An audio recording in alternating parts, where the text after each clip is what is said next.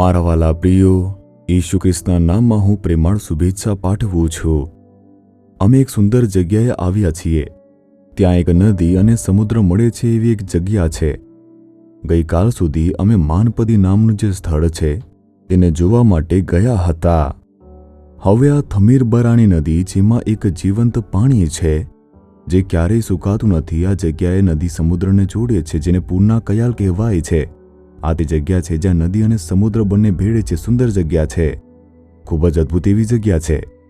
આ જગ્યાથી તમારી સાથે વાત કરીને મને ખૂબ જ આનંદ થાય છે. પ્રભુ આજે પણ તમને એક વચન આપે છે. મીખા 7મો અધ્યાય તેની 15મી કલમ. હું તેને અદ્ભુત કૃત્યો દેખાડીશ.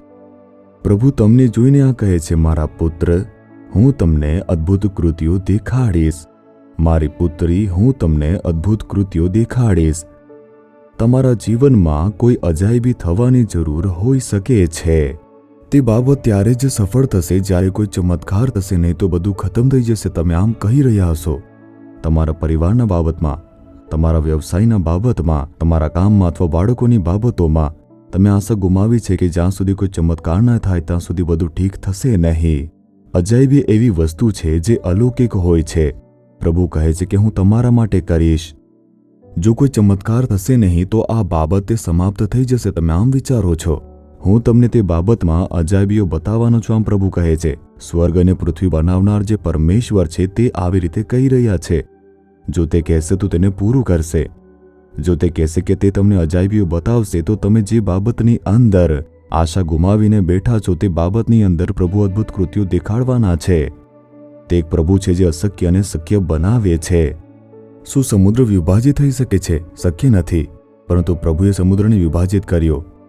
તેણે સમુદ્રને વિભાજિત કરીને લોકોને તેની વચ્ચે સૂકી જમીન પર ચાલવા દીધા. શું કોઈ 40 વર્ષો સુધી અરણ્યની અંદર 30 લાખ લોકોને દોરી શકે છે?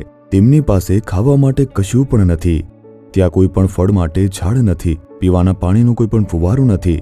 રણની અંદર કોઈ પણ નદી નથી. તેમને કેવી રીતે દોરી શકાય? પ્રભુ તેમને દોરી ગયા. તે અજાયબી છે. તેવી જ રીતે તમારા જીવનમાં કોઈ અશક્ય બાબત છે. તમે કહો છો કે તે અશક્ય છે, પણ પ્રભુ કહે છે, મારા બાળકો, હું તમને અદ્ભુત કૃત્યો દેખાડીશ. શું વિશ્વાસ કરો છો? પરમેશ્વર મને એક ચમત્કાર જોવામાં મદદ કરશે. તે આ બાબતની અંદર એક ચમત્કાર કરશે, કારણ કે આ વચન મારા માટે છે. પ્રભુ મારી સાથે વાત કરે છે. શું વિશ્વાસ કરો છો? જો એમ હોય તો આપણે પ્રાર્થના કરીએ. તમે કઈ બાબતની અંદર ચમત્કારની અપેક્ષા રાખો છો? ચમત્કાર માટે પ્રાર્થના કરો. ચાલો તે બાબતમાં ચમત્કાર થાય તે માટે સાથે મળીને પ્રાર્થના કરીએ. હે પિતા, તમે આવા પ્રભુ છો જે અજાયબી કરો છો. તમે જે અમને વચન આપ્યું છે તે બદલ સ્તુતિ થાવ. આ પુત્ર અને આ પુત્રી જ્યાં સુધી આ બાબતમાં ચમત્કાર ન થાય ત્યાં સુધી ઠીક ન થશે એવી રીતે વિચારે છે અને વિશ્વાસથી પ્રાર્થના કરે છે કે કોઈ ચમત્કાર થવાનો છે. ઈસુ ખ્રિસ્તના નામમાં તે બાબતની અંદર એક અદ્ભુત ચમત્કાર થવા દો. આજે પણ તેમને એક અદ્ભુત ચમત્કાર તમે જોવા દો. ઈસુ ખ્રિસ્તના નામમાં અમે પ્રાર્થના કરીએ છીએ પિતા. Amen, amen. Jesus redeems Gujarati YouTube ચેનલને સબસ્ક્રાઇબ કરો. દરેક નવા કાર્યક્રમની માહિતી મેળવવા માટે બેલ આઇકન પર ક્લિક કરો.